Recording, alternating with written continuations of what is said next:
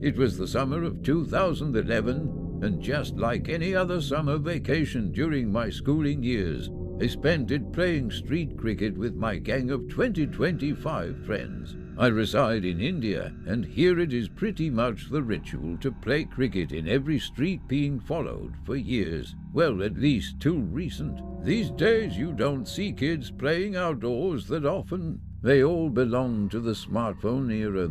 Well, I may have not had an iPhone at that time, but I sure am happy about that now. Oh, thank God I spent my time outdoors involving in physical sports rather than sitting home all day like the couch potatoes you find these days. I'm not even that good at cricket, to be honest. I'm into basketball, but would play cricket till evening and then play basketball after 4 p.m. One could ask why I'd even play cricket in the first place, but it was ineluctable to not spend time with my buddies, and I thank God I did. So, because the memories we had made are something that I still cherish of, and sometimes they keep me moving forward when I face hardships in life. My friends would usually try their best to stop me from leaving, and consequently I get the last turn to bat, so that I have no choice but to wait till it's all over.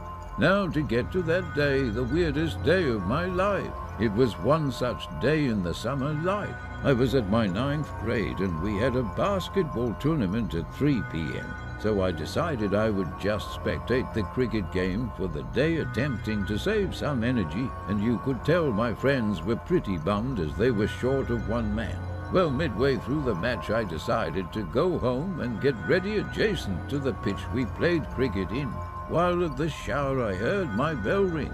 I went midway to check who it was and found no one at the door, and went back to showering only to get interrupted again in a few seconds. I'd go back and find no one at the door. I crossed the door with just a towel with shampoo dripping down my face, and with my partially open eyes I checked to see if it was my friends trying to pull a prank on me, and to my surprise I found every one of them playing seriously. I'd then go back to the bathroom and this time would leave my door open. I was still convinced that it was the work of one of my friends, so as I tapped the shower on, and I was curious to know who my pranker was. Once I was done, I switched on the TV and played some songs with full volume and started to eat my lunch. I just realized that the bell had been ringing continuously now and fled off to the door just to find nobody there. This time I got pissed and searched the house as to know who was there. I even climbed upstairs the staircases outside my door to see if someone was hiding there, and this time again I'd leave my main door open in pursuit of the search for my pranker, and fell short in this attempt too. I found no one.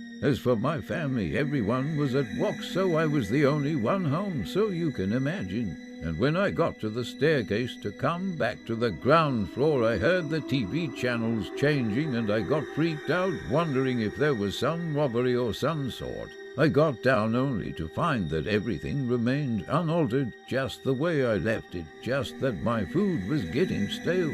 The TV, to my surprise, had the same channel.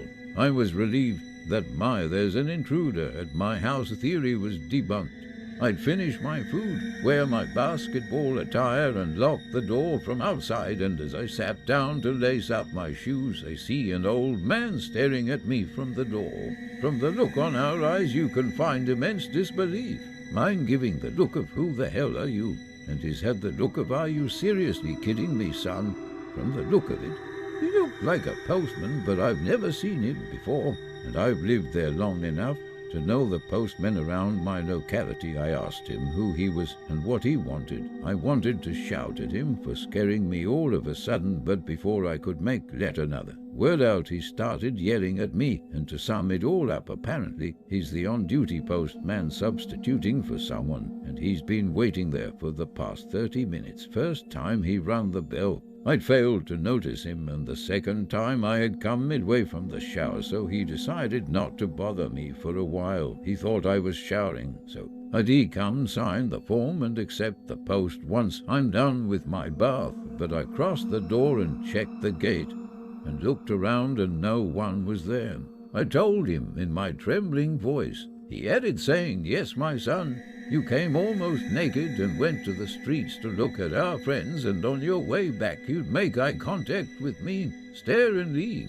So I decided to wait till you were done. But minutes later I heard loud music from the hall and got furious as to how you had forgotten about me. I've had a long day and it's lunchtime for me too. So I'd hear ring the bell continuously, and this time you'd come midway from your lunch with rice on your hands, looked at me and then went upstairs. So I was wondering if you're going to call some elder, but you didn't do so. You would come back, look at me and then go back to have your lunch.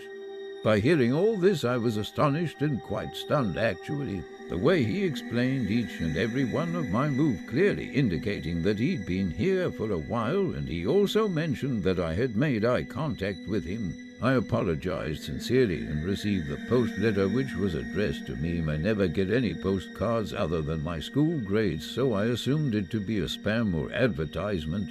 D safely store the post letter in the storage, send the man off and leave for my tournament, as it was already getting late. During the games I couldn't help but wonder how I can miss that man. I was trying to recollect his name so that I could send him a box of sweets during the upcoming festival as an act of apology. I never asked for his name, but however the name on his name tag / badge appeared familiar when I was addressing him. While coming back home from the game I'd realized that the familiar name was that of my grandfather, who had passed away a few months prior to this incident. Then I started making connections with his appearance to that of my grandfather. By this time I had already forgotten how he actually looked like, as I can only get my grandfather's image in his uniform. Once I got back home I'd tell about this incident to my mom, and she was advising me to be more aware from next time and asked me about the letter. She was surprised as to who on earth would send me a letter, as it was my summer break and the exams were already over, so it couldn't be my grades, and if it was an announcement from my school, still it should have been addressed to her or my father. So I went to show her my letter, and to my shock the letter had disappeared from the storage box I had promised my mom I had kept. To this day I'm still curious as to what happened to that letter that had my name on it.